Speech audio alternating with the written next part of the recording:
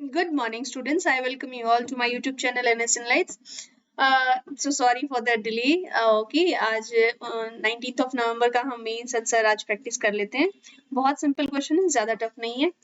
Okay, इसके लिए मैं आपको बता देती हूँ कि पेपर 1 का क्वेश्चन होगा और 134 ऑलरेडी क्वेश्चन हम डिस्कस कर चुके हैं. आप जाके ट्राई कर सकते हैं, लिख सकते हैं, अपनी आंसर राइटिंग प्रैक्टिस जारी रख सकते हैं. राइट, सो आप उससे पहले मेरे यूट्यूब चैनल को सब्सक्राइब कर लीजिए और भी मेरे सोशल मीडिया हैंडल्स उनको फॉलो कर लीजिए. और पीडीएफ के लिए, रेगुलर पीडीएफ के लिए आप मेरे टेलीग्राम जो ग्रुप है उसको ज्वाइन कर सकते हैं. Right, and for study purpose. Right, then let's come to the question. The question is like Sanskrit is the main classical language of Hinduism. हम culture से ही question करेंगे. Culture part है जो हमारा paper 1 का. However, only about 1% of the population of India speaks Sanskrit. सिर्फ 1% ही है लोग जो संस्कृत बोलते हैं. To what extent the Central Sanskrit Universities Bill will help in reviving the Sanskrit language, right? So अभी जो सेंट्रल संस्कृत यूनिवर्सिटीज बिल आया है वो कैसे संस्कृत लैंग्वेज को दोबारा से रिवाइव करने में, दोबारा उसका उत्थान करने में कैसे इजी रहेगा, उसको इजी बनाएगा, ठीक है, वो हमको बताना है. सो ये 250 वर्ड्स में मैं लेके आई हूँ, आपको 150 वर्ड्स में एज यूजुअल लिखना है. अगर आप सपोज चाहें तो इस पे कैसे भी हो सकता है. बहुत अच्छा टॉपिक है, आप इस पे कैसे भी ट्राई कर सकते हैं. बट प्लीज आप अगर आंसर मुझे लिख के देंगे तो ही मैं आपको एंटरटेन करूंगी. उसके अलावा अदर चैट्स के लिए मेरे पास बिल्कुल टाइम नहीं है. आप प्लीज अपनी इररेलेवेंट चैट्स मुझसे शेयर ना करें. राइट, सो चलिए ये क्वेश्चन हम डिस्कस कर लेते हैं.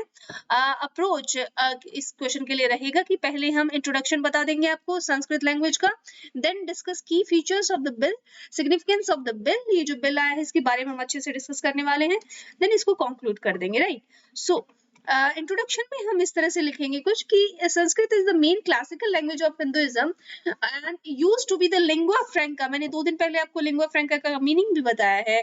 जिस लैंग्वेज को हम बिजनेस पर्पस के लिए आम आदमी की बोलचाल में जो यूज करते हैं ना, वो लैंग्वेज हमारी लिंगुआ फ्रैंका होती है. That help all the different regions of the greater India communicate with each other. Sanskrit is the language of Hindu and Buddhist chants and hymns as well. जो मंत्र होते थे, जो आपके इनके जो लिखे जाते थे, राइट, तो वो आपका बुद्धिज्म में भी और हिंदुइज्म में भी, दोनों में ये लैंग्वेज का बहुत अच्छे से यूज होता था. और पहले बोलचाल की भाषा भी ये होती थी संस्कृत. आज जैसे हम पुराने सिर्फ टेक्स्ट की भाषा रह गई है मेनली संस्कृत, बट पहले क्या होता था, पहले ये बोलचाल की भाषा भी होती थी. राइट, आज बहुत कम जगह है, ओनली 1%, लेस देन 1% ये जो पॉपुलेशन इंडिया का, वो ही संस्कृत जानता है, वो भी that to with the older people. Right, जो ओल्डर हैं, जो प्रीस्टली क्लासेस से हैं, वो इसको जानते हैं लैंग्वेज को. Today only about 1% of the population speaks Sanskrit through it, though it is protected as a scheduled language and it is official language of the Indian state Uttarakhand. Uttarakhand का ही लैंग्वेज है ये ऑफिशियल. राइट, जैसे suppose JNK and UP का उर्दू है, उसी तरह से उत्तराखंड है, उत्तराखंड का है आपका लाइक संस्कृत. ओके, तो सिर्फ एक ही स्टेट है इंडिया में जिसका आपका ऑफिशियल लैंग्वेज आपको मिल जाएगा संस्कृत. राइट, तो India and it's many different incarnations has a history that dates back to before the Iron Age, when Vedic Sanskrit, the ancestor of Sanskrit, was first spoken. कहने का मतलब है, जो वैदिक टाइम आया ना, तो वैदिक टाइम के ही दौरान, आयरन एज के बाद और वैदिक संस्कृति जब आई थी, आपकी जो विलेज लाइफ आई थी, तब आपका संस्कृत का ओरिजिन हुआ था अच्छे से, और तब ये बोली जाती थी. This latter gave way to classical Sanskrit, which was used to write many of the great Indian epics such as the Ramayana and Mahabharata. आप मुझे बताएंगे कि संस्कृत जो लैंग्वेज है, आपको लगता है कि ये सिर्फ देवनागरी में है? नहीं, ये सिर्फ देवनागरी में नहीं है, ये बहुत सारी इंडियन स्क्रिप्ट्स में लिखी जाती है संस्कृत. राइट, तो वो कौन कौन से स्क्रिप्ट है, आप सब मुझे मिलके कमेंट्स में आप मुझे बताएंगे. राइट, तो कमेंट कीजिए आप नीचे और मुझे बताइए कि संस्कृत कौन कौन से स्क्रिप्ट्स हैं इंपॉर्टेंट जिनमें पाई जाती है. राइट, तो आप देखिए, उसके बाद हम कुछ इसकी इंपॉर्टेंस देख लेते हैं कि जो क्लासिकल लैंग्वेज है, थोड़ा इसके बारे में और जान लेते हैं.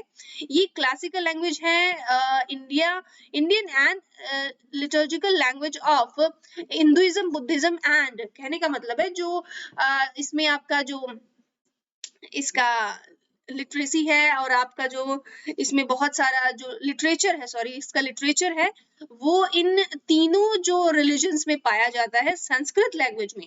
जैसे इसमें प्राकृत भी था, पाली भी था, बट आपका हिंदुइज्म का जो संस्कृत है ना वो भी इनमें पाया जाता है, क्योंकि ये सब हिंदुइज्म से ही इंस्पायर होके ये आपके जो रिलीजन थे वो आए थे, तो संस्कृत को हम छुपा नहीं सकते, right. So it is also one of the 22 official languages of India.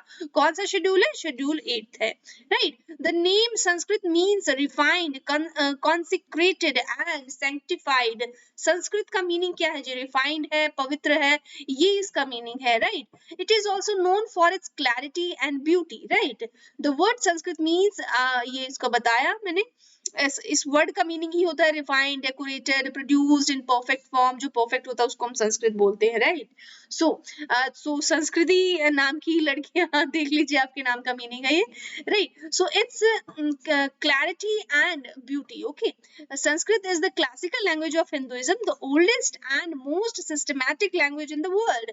Systematic है इसलिए इसको कंप्यूटर्स के लिए बहुत ही परफेक्ट लैंग्वेज बताया गया है। आप सबको पता है in the recent times major western countries are increasingly showing interest in learning Sanskrit and exploring the wide variety of knowledge it offers, right। जो knowledge है संस्कृत के थ्रू, जो संस्कृत लैंग्वेज है उसका क्रेज वेस्ट में ज्यादा बढ़ रहा है, क्योंकि बाहर के लोग समझ गए, हम अपनी जो कल्चर है उसको नहीं समझ पाए, राइट। उसका इंपॉर्टेंस हम नहीं जानते। In this context creating central Sanskrit universities is one major and significant step that India has taken to assert its leading position, right. So आपका ये जो लीडिंग पोजीशंस है, आपकी जो डिफरेंट संस्कृत यूनिवर्सिटीज हैं उनमें आपकी संस्कृत बहुत अच्छे से यूज की जाती है। Then comes to the recent जो हमारा कमबैक आया है संस्कृत बिल का। The central Sanskrit universities bill 2020 has been passed by parliament. इसका हम डिटेल्स जानेंगे, जैसे मैंने बताया था इंट्रोडक्शन के बाद में बॉडी में।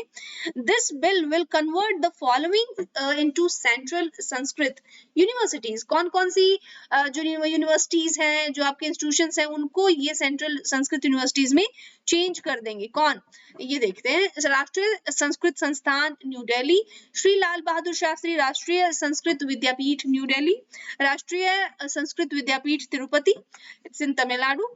These three universities will have more opportunities to spread the knowledge of Sanskrit language not only in India but also across the world in a better way, right। मतलब आपका ये जो 3 यूनिवर्सिटीज एक तरह से सेंट्रल यूनिवर्सिटीज बनाई गई हैं संस्कृत के लिए, वो ना सिर्फ इंडिया में, पूरे वर्ल्ड में ये संस्कृत का नॉलेज फैलाएंगी, राइट। उसके लिए हेल्प होगा इन लैंग्वेज में।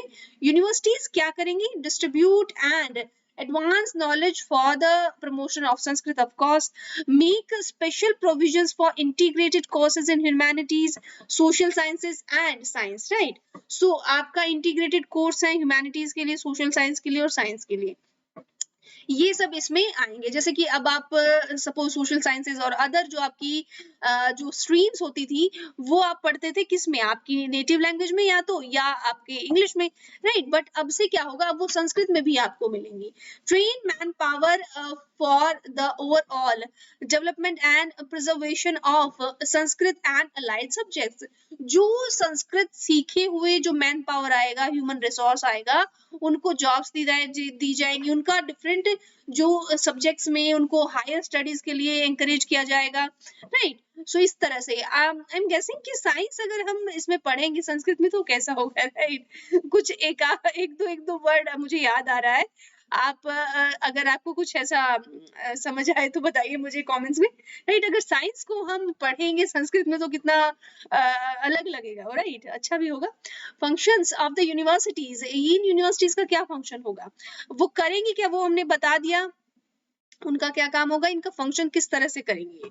की powers of function of the university, इसमें क्या होगा? Prescribing courses of study and conducting training programs for what?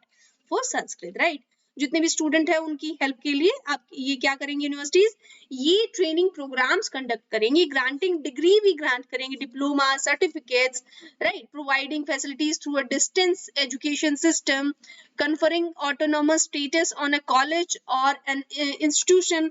मतलब ये different जो colleges को और institutions को क्या देंगी? ये status भी दे सकती है। provide instructions for education in Sanskrit and allied subjects, right. So ये इंस्ट्रक्शन है एजुकेशन के लिए, वो प्रोवाइड करेंगी। मतलब जो एक यूनिवर्सिटीज को पावर होती है ना, अगर वो सेंट्रल हो जाती हैं तो वही पावर अब इन यूनिवर्सिटीज को भी मिलेगी, जो 3 यूनिवर्सिटी हैं पूरे इंडिया में plus all of the world, जहां ये चाहती हैं इनकी पहुंच बनेगी संस्कृत के लिए, right. So significance of the bill, इस बिल का क्या सिग्निफिकेंस रहेगा जी, इसकी क्या, कहाँ कहाँ हमें काम आएगा, कहाँ यूज है इसका। This is one of the landmark bill passed by the parliament which has fulfilled the aspirations and long standing wish of many Sanskrit lovers, scholars, Sanskrit speaking people in India। उनके लिए थोड़ा खुशी की बात है कि एक तरह से पूरा ही इंस्टीट्यूशन आ रहा है, राइट। तो इतने सालों से जो बंद पड़ा था संस्कृत के लिए, कुछ नहीं किया जा रहा था गवर्नमेंट के द्वारा, तो अब दोबारा से रिवाइव किया जा रहा है। The central university status awarded to these 3 universities will enhance the status of these universities and will give boost to postgraduate, doctoral, postdoctoral education and research in the field of Sanskrit and शास्त्रायिक education. मतलब जो पहले जो degree है आपका, अगर संस्कृत से आप परस्यू करते तो शास्त्री का जो होता था पोजीशन, वो आपको मिलता था। अब क्या होगा, अब इसी एजुकेशन में आप पोस्ट डॉक्टरल, डॉक्टरल और रिसर्च भी कर पाएंगे। ये बहुत बड़ी बात है, राइट। रिसर्च के लिए तो जो मेन स्ट्रीम जो सब्जेक्ट्स हैं उनमें ही हमारे पास अवेलेबल रिसोर्सेज नहीं है, अब अगर संस्कृत के लिए वो होगा तो बहुत बड़ी बात होगी, right. This will pave way for many people from abroad to learn Sanskrit and Shastraic law from these prestigious central Sanskrit universities in our country, right। So ये जो बाहर से भी जो लोग होंगे जो अट्रैक्टेड है संस्कृत लैंग्वेज के लिए, वो भी कर सकते हैं इसमें परस्यू आगे।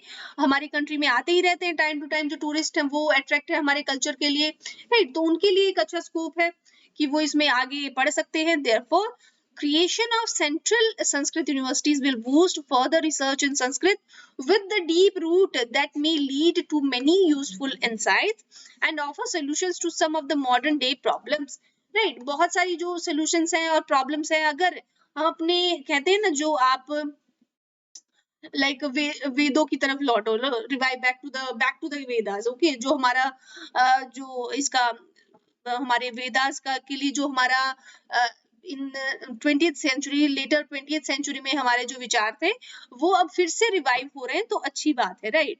वो हमारी बहुत सारी जो इनसाइट्स हैं, और एक्चुअली हम अगर अपनी पुरानी जो कल्चर है और अपनी हेरिटेज की तरफ जाएंगे तो हमारा जो भी हमारी वैल्यूज थी वो दबी हुई थी, वो दोबारा से वापस आएंगी। तो उसके लिए ये एक अच्छा स्टेप माना जा रहा है संस्कृत के थ्रू, ठीक है। तो आप इसको देखिए। आई होप, मुझे बहुत पक्का पता है कि आप मैक्सिमम लोगों को नहीं पता होगा कि ऐसा कुछ बिल भी आया है, right. So this is all about today. And ये 19th ऑफ नवंबर के लिए मैंने एक सिंपल सा छोटा सा क्वेश्चन मैंने आपके लिए किया है, थोड़ा लेट हो गया आज, राइट। सो आप इसको प्लीज प्रैक्टिस कीजिए, 2-3 बार इसको पढ़िए और जानिए कि हमारी हेरिटेज का क्या इंपॉर्टेंस है हमारे लिए। अगर वो चीजें दोबारा रिवाइव हो रही हैं तो वो हमारे लिए अच्छी हैं या बुरी हैं। आप इसको इस पे एक अपना क्वेश्चन बना सकते हैं, जैसे जो रेगुलर स्टूडेंट मुझे अपने आंसर सबमिट कराते हैं वो इस पे इस तरह से क्वेश्चन भी लिख सकते हैं, या जो मैंने क्वेश्चन अभी ये दिया है इस पे क्वेश्चन कर सकते हैं, ठीक है। सो आप मुझे ये भी बताइए कमेंट्स में ही, सिंपल आप मुझे कमेंट कर दीजिए कि अगर हम अपना back to the cultural heritage और बैक टू द जो हमारी जितनी भी चीजें हैं, लाइक लैंग्वेज है हमारी पुराना तौर तरीके हैं, अगर उनमें हम जाते हैं तो क्या वो अपकमिंग जो करंट हमारी जो सोसाइटी है या कंटेम्पररी वर्ल्ड है उसके लिए अच्छा है या बुरा है। आप इसको एक तरह से इस पे हल्का सा थोड़ा सा प्रकाश डालिए, ठीक है। आप कमेंट जरूर कीजिए। Thank you so much. This is all about today. Have a nice day.